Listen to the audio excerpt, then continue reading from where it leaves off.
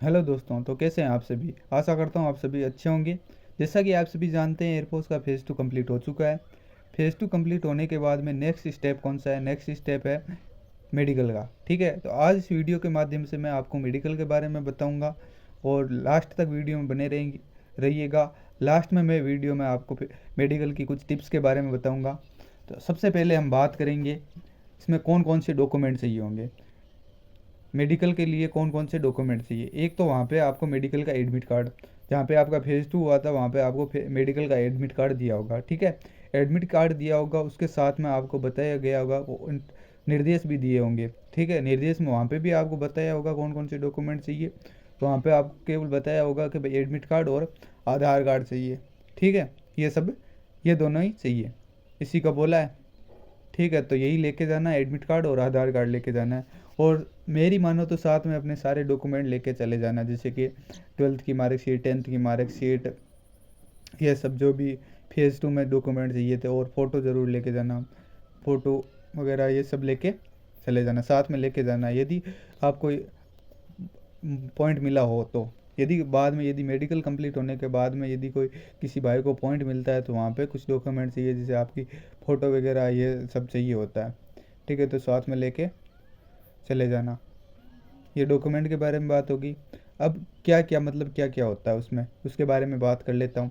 तो सबसे पहले आपको करना है क्या है भाई, रिपोर्टिंग टाइम को, जैसे भाई आपका रिपोर्टिंग टाइम 6:30 बजे है। 6:30 बजे है तो आपको 5:30 बजे ही सेंटर पे पहुँच जाना है। ठीक है, सेंटर के पहुँचने के बाद में 6:30 बजे आपकी एंट्री होगी। 6:30 बजे वहाँ पे आपको डॉक्यूमेंट बताएंगे कौन कौन से डॉक्यूमेंट लेके अंदर चलना है। और वहीं पे आपका बैग रख लिया जाएगा, वहीं पे जमा हो जाएगा बैग। फिर वो अपनी वैन से आपको हॉस्पिटल तक छोड़ देंगे। हॉस्पिटल में सारी चेकिंग वगैरह होंगे, डॉक्यूमेंट वेरिफिकेशन होगा। ठीक है, और अब बात कर लेते हैं कौन कौन से वहाँ पे चेकअप होंगे, क्या क्या होगा वहाँ पे। तो सबसे पहले आपका ब्लड चेक होगा, ब्लड होगा और यूरिन टेस्ट होगा। तो इसके लिए आपको क्या करना है, खाना खा के कुछ भी नहीं जाना है। ठीक है, कुछ भी खा के नहीं जाना, खाली पेट जाना है। ठीक है, खाना वहाँ पे खाने की सुविधा रहती है। ठीक है, वहाँ पे आपको 200 रुपये साथ में लेके जाने, 250 रुपये तक लेके जाने। खाना आपको वहाँ पे मिलेगा। ब्लड टेस्ट, यूरिन टेस्ट होगा, फिर आपको खाना खाने का टाइम दिया जाएगा। खाना खाने के टाइम के बाद में फिर से वापस आपका ब्लड टेस्ट होगा। फिर आपका होगा भाई एक्सरे लिया जाएगा। एक्सरे लेने के बाद में आपका होगा आइज़ का टेस्ट होगा। और आइज़ के टेस्ट में यदि किसी भाई का चश्मा लगा हुआ है तो अपनी वो डॉक्टर की पर्ची लेके जाना साथ में, उसमें डॉक्टर के सील होना चाहिए, सील साइन होने चाहिए। ठीक है, ये सब लेके जाना है। फिर आपका ईयर चेक होगा, कान का चेकअप होगा। कान का चेकअप होने के बाद आपका फिर होगा दांतों का, मुंह का, ये सारा जीभ का ये चेकअप वहाँ पे एक बार देखा जाएगा। नाक का भी वहीं पे होगा।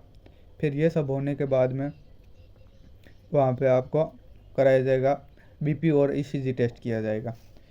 ईसीजी के बारे में आपको आगे नेक्स्ट बताऊंगा। लास्ट में ईसीजी के बारे में टिप्स, ईसीजी को यदि किसी भाई के ईसीजी का पॉइंट आ रहा है तो उसे क्लियर करने के कुछ टिप्स के बारे में भी बताऊंगा।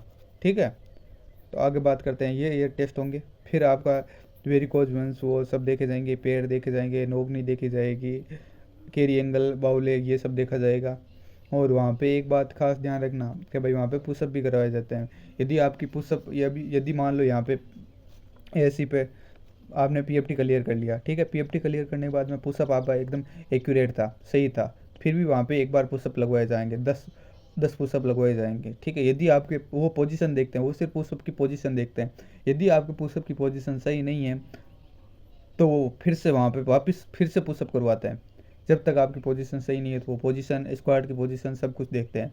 और आपको वहाँ से इंट्रोडक्शन भी दिए लिया जाएगा। आपको बोलेंगे अपना इंट्रोडक्शन दो। ठीक है, सब कुछ लिया जाएगा। फिर बाद में आपका होगा कलर विजन का भी टेस्ट होगा। और लास्ट में आपका होगा प्राइवेट पार्ट का चेक किए जाएंगे, तो आप क्लीनिंग करके जाइएगा। ठीक है, ये सारा चेकअप किया जाएगा। ठीक है, मोस्टली यही चेकअप होता है। यदि कोई चेकअप रह गया हो तो लगभग लगभग तो यही है, सारे के सारे यही चेकअप है। ठीक है, बाद में आपको वहाँ पे बैठाया जाएगा, फिर उसके बारे में पूरा कम्प्लीटली आपका रिजल्ट के बारे में बताया जाएगा।